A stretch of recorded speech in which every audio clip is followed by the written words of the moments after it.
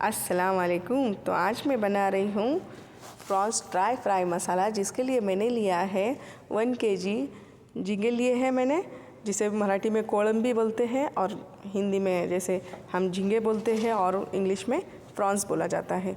तो मैंने इसे 1 kg के करीबन लिया है।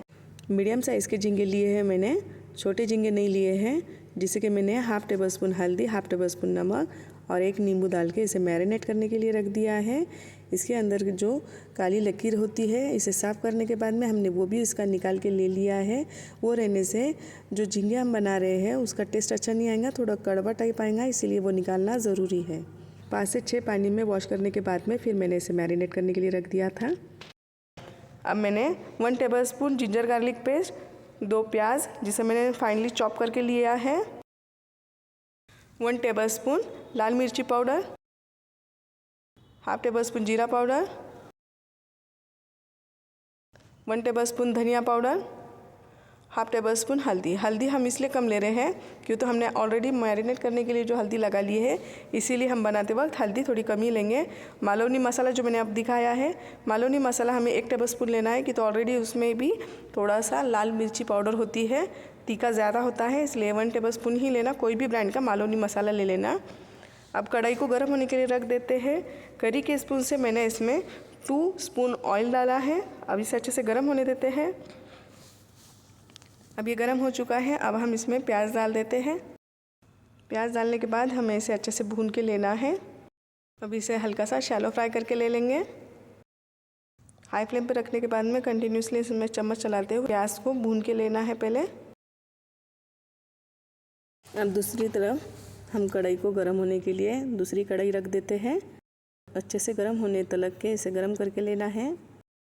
तब तक कि एक तरफ हमारी प्याज भी ब्राउन हो रही है।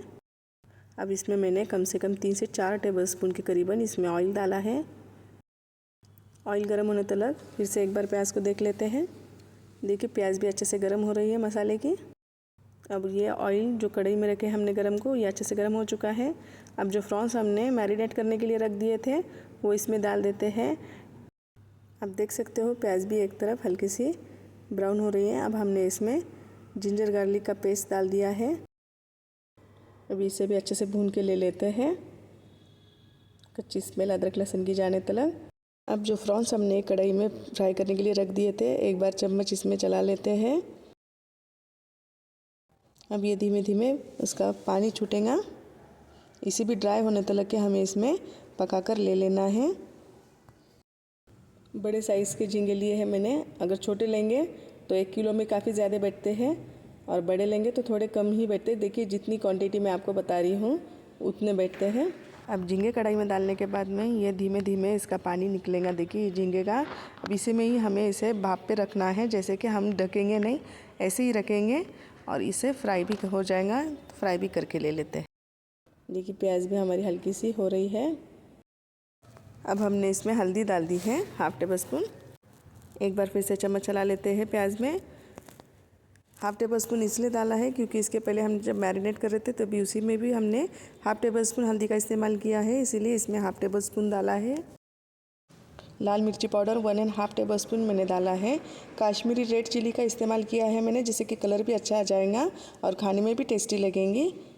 इसमें भी एक बार चम्मच लगा लेते हैं। लो फ्लेम करके ही हमें इसे कुक करना है। जब भी आप गरम मसाला या जो भी मसाले डाल रहे हो तो लो फ्लेम करके ही मसालों को डाला करें। अब इसी में मैंने मालवनी मसाला 1 टेबल स्पून के करीबन लिया है, क्योंकि तो मालवनी मसाले में ऑलरेडी थोड़ा सा तीखापन ज़्यादा होता है। अब मैंने इसके अंदर हाफ़ टेबल स्पून जीरा पाउडर, 1 टेबल स्पून धनिया पाउडर डाल दिया है। अब इसे भी अच्छे से भून लेते हैं। लो फ्लेम पे रखा है मैंने कुक करते वक्त। जीरा पाउडर, धनिया पाउडर ये भून के मैंने पीस के लिया था, इसलिए हमें इसे ज़्यादा नहीं भूनना है। अगर आप कच्चा पीस के ले रहे हो या कच्चा बाज़ार का लिया हुआ इसमें डाल रहे हो तो थोड़ा सा सॉटे कर लेना, बस आधा मिनट से भी कम, वो भी लो फ्लेम के ऊपर। प्रॉन्स को फ्राई करके रख दिए थे वो भी इसमें डाल देते हैं। 1 टेबल स्पून मालवनी मसाला, जो कि तेज़ होता है इसीलिए 1 टेबल स्पून डाला है। जब भी आप मसाले डाल रहे हो ना बाहर के, तब हमें लास्ट स्टेप में ही इसे डालना है, नहीं तो इसकी जो एक बढ़िया वाली जो खुशबू है ना वो निकल जाएंगी।